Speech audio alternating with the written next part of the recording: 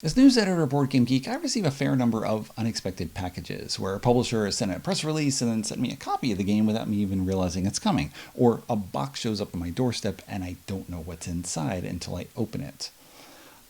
Not complaining, mind you. It's really interesting to be able to get early looks at games that are hitting the market, just so I can talk about them or do videos or whatever it is. Now, this package, I had some idea of what would be inside because Korean publisher Playte, formerly known as Open and Play, had sent me a press release and said a package was on the way. But as you can see, I've neither opened nor played at this point, so I thought I could do so on camera and we could all experience what's inside. If you're not familiar with what Open and Play has done in the past, they've done a fair number of reissues of titles from European publishers, such as Philippe Prou's Tasso, this minimalistic area control game where you each have sticks, placing them on a board. If you can place a stick across multiple sticks, you take another turn, and the first player to run out of sticks wins. It's incredibly simple, and yet it's really amazing to watch the different structures form as you are placing sticks on the board. There's so little to it, and yet it's really engaging. So Open and Play has done a number of titles by Philippe Prou, and owner Jung-hee Choi seems to have a similar taste to mine, so perhaps that's one reason I pay attention to them, such as their release of Katsunjammer Blues as Cat Blues, this small Reiner Knizia game that came out from Gold Zebra decades ago, and is back on the market, at least in a limited way. And Open and Play has done a number of Alex Randolph designs, such as Dilemma, which I had not even heard of before, and Code Mine, a little deduction game. They've also done a really nice looking edition of Alex Randolph's Big Shot, which I think is one of the best auction games on the market. It's extremely streamlined and cutthroat. Everyone's involved with every auction, whether you're part of the lot of things being auctioned or not. Everything's important. It's fantastic, and I wish more people experienced it. But for now, let's see what's in here. Just from looking at the package, you can see that these games are very much like these small Alex Randolph designs, everything in a very tiny package. That is not surprising because that is often the case with both Korean and Japanese publishers. Let's see what we have here.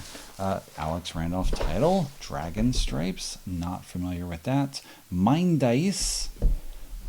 Manfred Reindl? A Game Rack and Ada's Library. Alright, not familiar with any of these three. Playte is also releasing a set of game racks that are meant to be used as both dice tray and card rack because you can lock in the pieces together. See if I can do this with 0 instructions so far. Pretty straightforward. It's got little felt on the bottom here, so it will, I guess, not slide on a smooth table. Assemble this together. And of course, if you are playing multiple things, then you can just leave it out. Oh, hey, there's 8 pieces. So, get a hexagon with 2 others. Oh, it does not have to be a hexagon, but we could do a hexagon, and then we're going to have a dice ring. Or we're going to have multiple card racks. Well, here. I'm going to assemble this together. And this. Or I could just put this together for a card rack. Actually, this way. There we go. Or this, where this could be actually 4 racks together and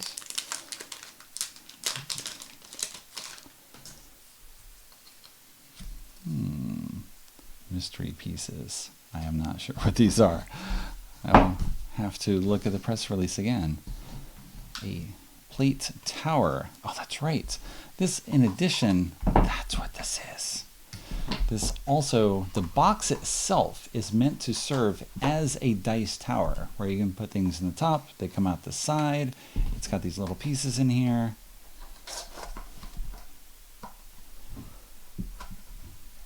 Look at that. And this goes in here as a randomizer. And there we go. Now we're going to have a dice tower box that can also serve as a card holder. And I know Playte is releasing a number of titles, or at least crowdfunding a number of titles to highlight the new card rack dice tower dice tray combination. So Mind Dice is one of those. I do not know the details of the gameplay, but I have to look at that. And there we go. All sorts of things. I don't know if this is meant to hold everything at once. Possibly I'm putting too many dice in here. Or actually, probably need to flip this a different way. I think this goes the other way. All right. So, all right, shields. We got some combinations for what we're going to score. There are some special symbols. We have 6 shields. So there we go. 6-player game, 3 to 6 players, with the dice tray depicted on the back. Probably says, of course, dice tray not included. What else do we have here? Ada's library. Bags and everything now. And special tiles and cards. That's right. This is a new edition of Phoenix, which came out, I believe, in 2003. If you were not familiar with this game, each player is going to have a set of tokens that you get somewhat randomly.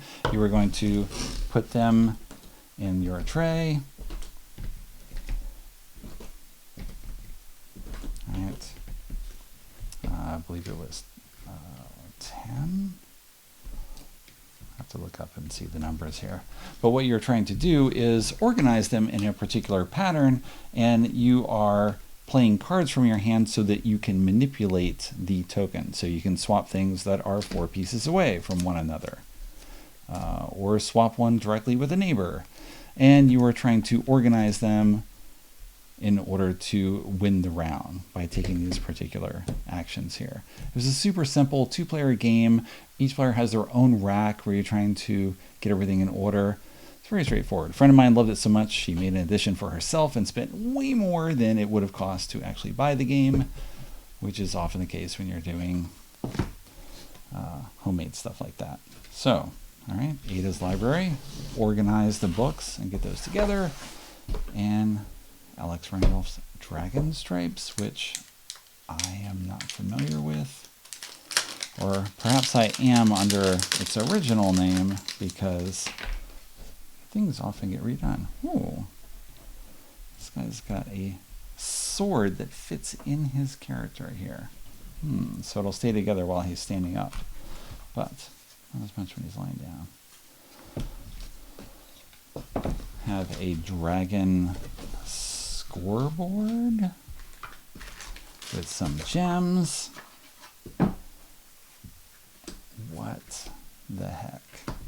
I often wish there was sort of an archaeological experiment where you would be given pieces and asked to create a game from what you were given.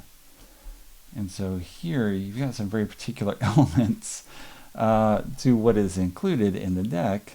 1s, 3s, 10s, or X's, not exactly sure. Something surprising, a dragon that is awakening. 2s as well. All right. And a dragon card. Perhaps you are trying to be brave and ascend the dragon until he awakens and he's going to attack you. I'm going to guess it's something like that, where the knight figure moving along the path. That could work. Well, I'll have to read the rules and find out what's actually going on. And there you are. Quick overview of upcoming titles from Korean publisher Playte. Dice Tower card tray combination, along with 3 other small titles. I'll get some more details on these and then post about them on BGG News. Hope to see you there.